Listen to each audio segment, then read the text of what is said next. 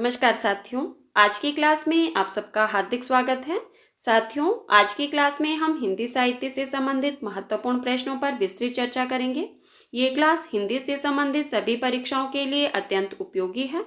जो साथी पहली बार चैनल पर आए हैं, प्लीज़ चैनल को सब्सक्राइब कर देना, बेल आइकन को प्रेस कर देना ताकि आने वाली हर वीडियो की नोटिफिकेशन आप तक पहुंच सके। तो आइए हम आज की क्लास को शुरू करते हैं और हमारा आज का पहला प्रश्न है, खड़ी बोली हिंदी का विकास किस अपभ्रंश से हुआ है? आपके पास ऑप्शन है शौरसेनी, मागधी, अर्धमागधी या पेशाची। तो बताइए इसका सही उत्तर क्या होगा? बिल्कुल सही। जिन साथियों ने ऑप्शन नंबर 1 बताया है उनका उत्तर सही है। खड़ी बोली हिंदी का विकास शौरसेनी अपभ्रंश से हुआ है, क्योंकि आप जानते हैं कि खड़ी बोली जो है वो पश्चिमी हिंदी की बोली मानी जाती है। हमारा अगला प्रश्न है, खड़ी बोली हिंदी का प्रथम महाकाव्य कौन सा है? आपके पास ऑप्शन है प्रिय प्रवास, वैदेही वनवास, साकेत या कामायनी।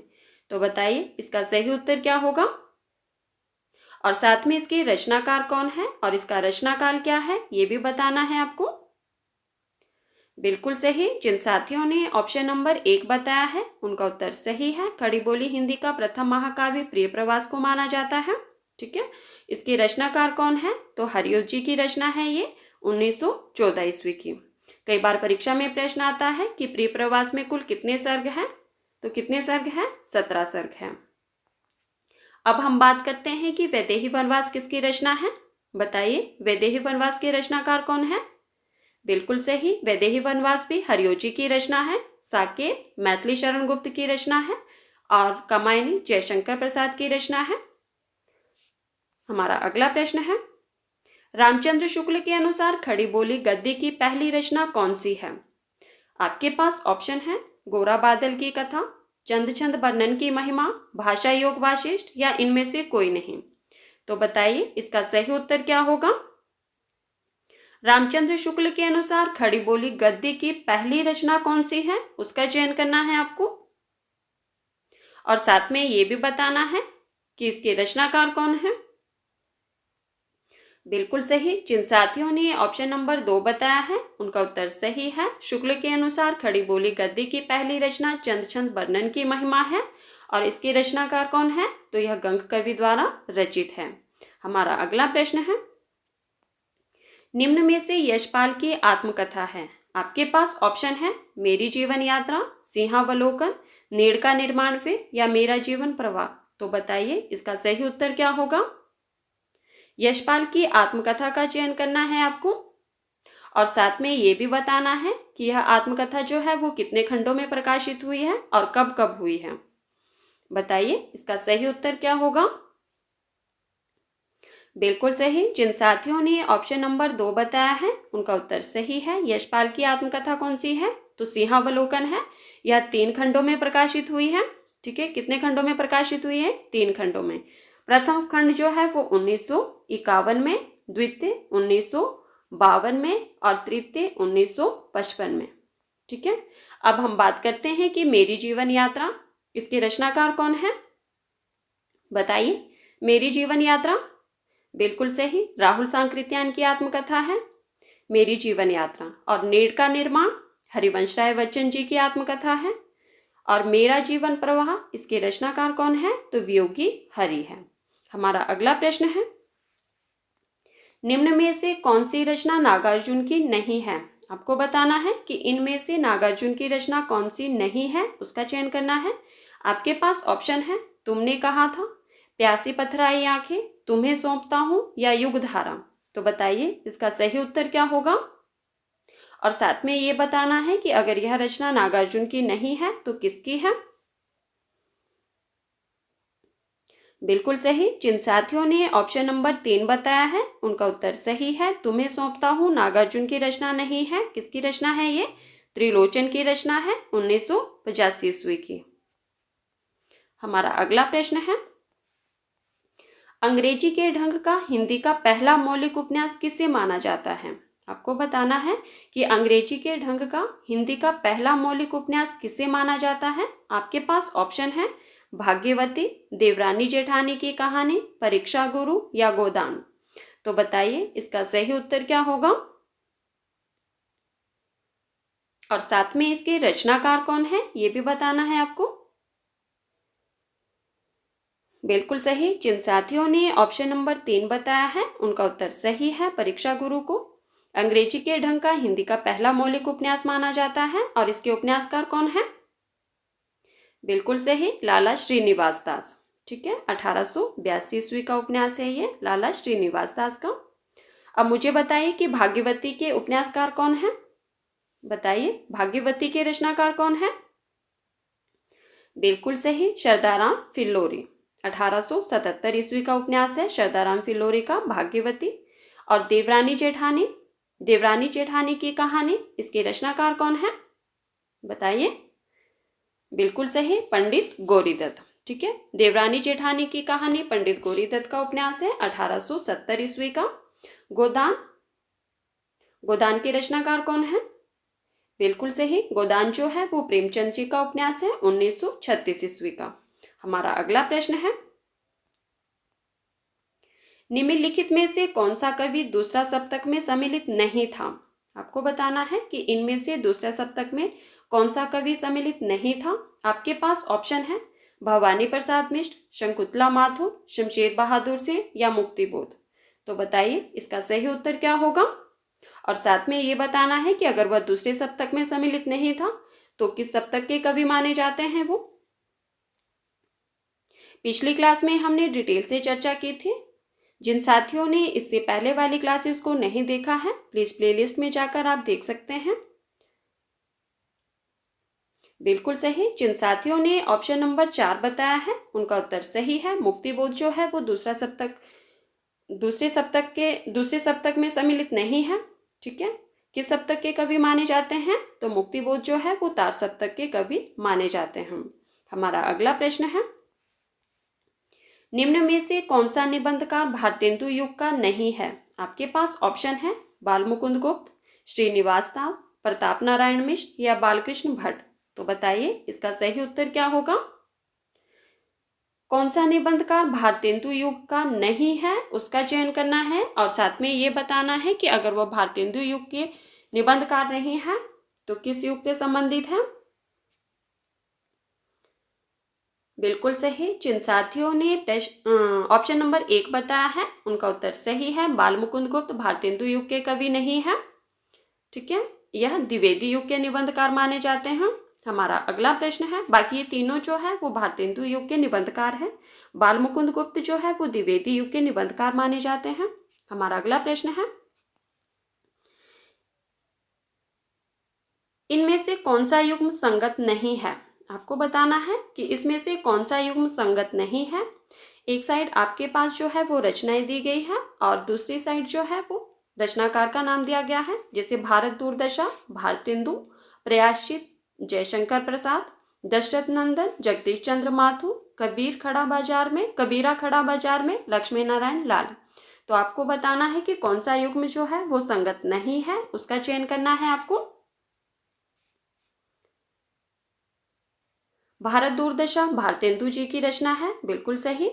प्रयासचित जयशंकर प्रसाद जी की रचना है, ये भी सही है। दशरथ नंदन जगदीश चंद्र माथुर की रचना है, ये भी सही है।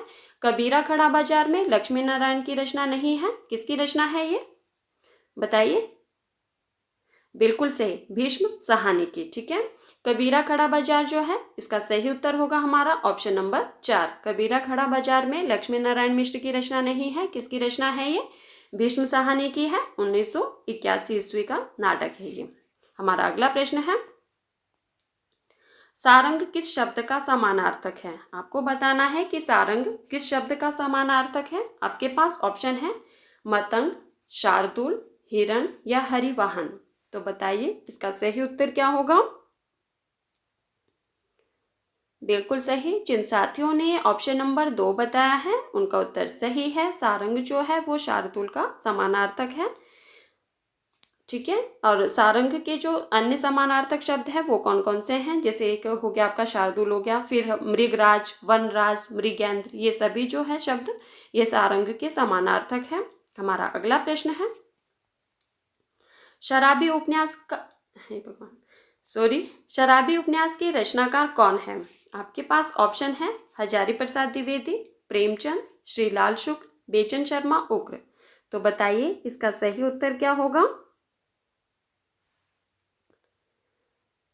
बिल्कुल सही। जिन साथियों ने ऑप्शन नंबर 4 बताया है उनका उत्तर सही है। शराबी उपन्यास के रचनाकार कौन है? तो बेचन शर्मा उग्र है। और बेचन शर्मा उग्र के कुछ अन्य उपन्यास भी हैं जो बार बार परीक्षा में पूछे जाते हैं, जैसे चंद हसीनों के खतूत, बुधवा की बेटी, ये भी बार बार परीक्षा में पूछे जाते हैं। हमारा अगला प्रश्न है, निम्न में से कौन सी रचना एकांकी विधा से संबंधित नहीं है? आपको बताना है कि इनमें से कौन सी रचना एकांकी विधा से संबंधित नहीं है, उसका चयन करना है आपको। आपके पास ऑप्शन है बादल की मृत्यु, चारुमित्रा, मेघ की छाया या मानस का हंस। तो बताइए इसका सही उत्तर क्या होगा? बिल्कुल सही। जिन साथियों ने ऑप्शन नंबर 4 बताया है उनका उत्तर सही है। मानस का हंस जो है वो एकांकी विधा से संबंधित नहीं है। ठीक है, मानस का हंस जो है वो किस विधा की रचना है? बिल्कुल सही। मानस का हंस जो है वो एक उपन्यास है। किसका उपन्यास है ये? तो अमृतलाल नागर का। अब हम बात करते हैं कि बादल की मृत्यु जो एकांकी है इसके रचनाकार कौन है? बिल्कुल सही। बादल की मृत्यु रामकुमार वर्मा की एकांकी है। चारुमित्रा भी रामकुमार वर्मा की एकांकी है। और मेघ की छाया, इसके रचनाकार कौन है? तो गिरिजा कुमार माथुर। हमारा अगला प्रश्न है, हमारा अगला प्रश्न है, रानी केतकी की कहानी के लेखक हैं। आपके पास ऑप्शन है बालकृष्ण भट्ट, रामवृक्ष बेनीपुरी, लाला श्रीनिवास दास या इंशाअल्लाह खां। तो बताइए इसका सही उत्तर क्या होगा और इसका रचनाकाल क्या है, ये भी बताना है आपको। बिल्कुल सही। जिन साथियों ने ऑप्शन नंबर 4 बताया है उनका उत्तर सही है। रानी केतकी की कहानी के लेखक कौन है? तो इंशाअल्लाह खां है। इसका रचनाकाल 1803 ईस्वी माना जाता है। ठीक है, और इसे जो है वो हिंदी की पहली कहानी भी मानते हैं। हमारा अगला प्रश्न है, मिला तेज से तेज किस विधा की रचना है? आपके पास ऑप्शन है जीवनी, कहानी, आत्मकथा या रिपोर्टाज। तो बताइए इसका सही उत्तर क्या होगा? मिला तेज से तेज किस विधा की रचना है और इसके रचनाकार कौन है, ये भी बताना है आपको।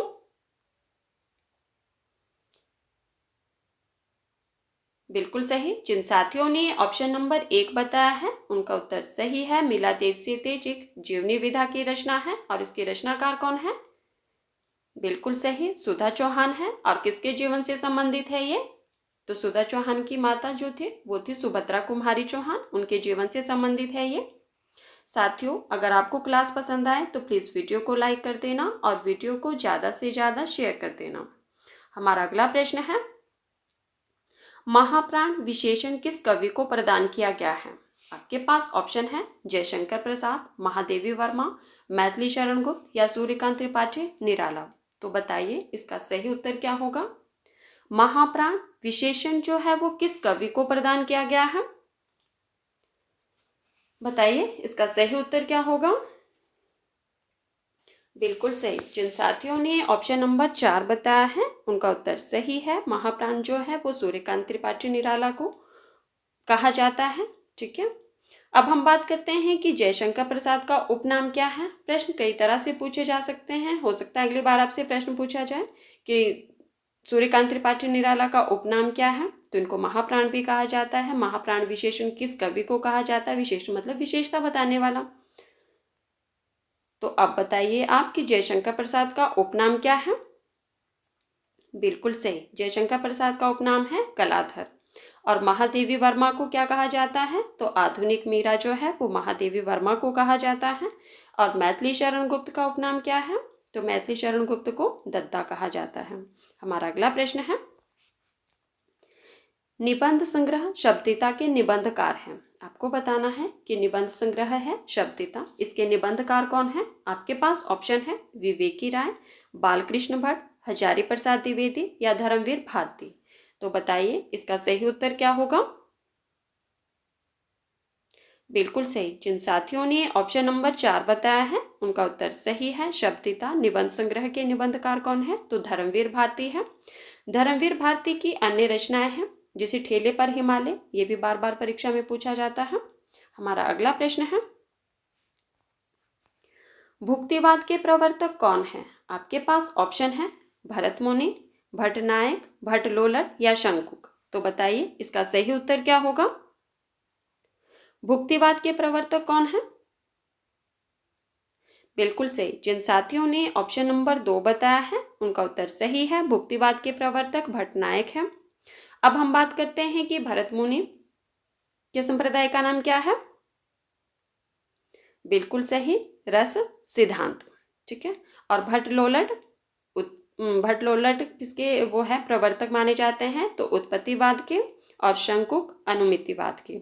हमारा अगला प्रश्न है, रस के कितने अंग हैं? आपके पास ऑप्शन है 6, 5, 4 या 8। तो बताइए इसका सही उत्तर क्या होगा? रस के कितने अंग माने जाते हैं? बिल्कुल सही। जिन साथियों ने ऑप्शन नंबर 3 बताया है उनका उत्तर सही है। रस के कुल 4 अंग माने जाते हैं। कौन कौन से माने जाते हैं? तो स्थायी भाव, विभाव, अनुभाव और संचारी भाव। ठीक है। रस के 4 अंग कौन कौन से हैं? स्थायी भाव, विभाव, अनुभाव और संचारी भाव। हमारा अगला प्रश्न है, आपके लिए आज का प्रश्न है कि संचारी भाव कितने माने जाते हैं? आपके लिए आज का प्रश्न है कि संचारी भाव की कुल संख्या कितनी मानी जाती है? हमारा अगला प्रश्न है, 4 खंडों में प्रकाशित बच्चन की आत्मकथा का प्रथम खंड कौन सा है? आप जानते हैं कि हरिवंश राय बच्चन जी की आत्मकथा 4 खंडों में प्रकाशित है। तो आपको बताना है कि प्रथम खंड कौन सा है। आपके पास ऑप्शन है नेड़ का निर्माण फिर, क्या भूलू क्या याद करो, बसेरे से दूर या 10 दवार से सोपान तक। तो बताइए इसका सही उत्तर क्या होगा?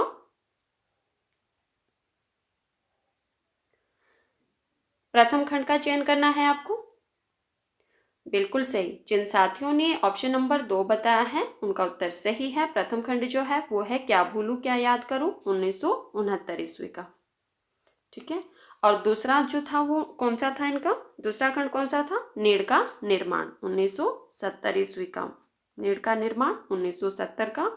बसेरे से दूर 1978 में प्रकाशित हुआ था। ठीक है।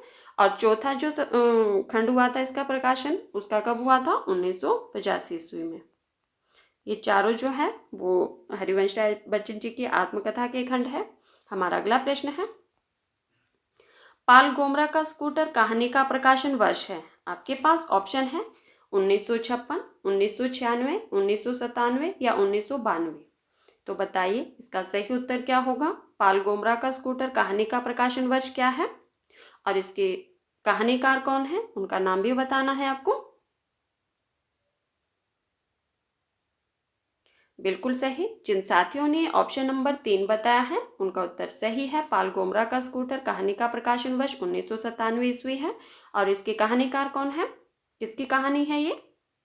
बिल्कुल सही, उदय प्रकाश की। हमारा अगला प्रश्न है, निम्नलिखित में से कृष्णा सोबती की कहानी है। आपके पास ऑप्शन है वापसी, सिक्का बदल गया, परिंदे या ग्राम।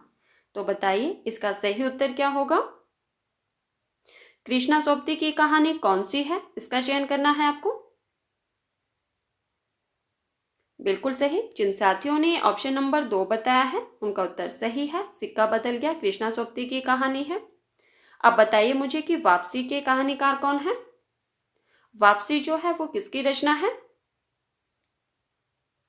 बिल्कुल सही, उषा प्रियमवदा की। वापसी किसकी है? उषा प्रियमवदा की। सिक्का बदल गया कृष्णा सोबती की। और परिंदे निर्मल वर्मा की है।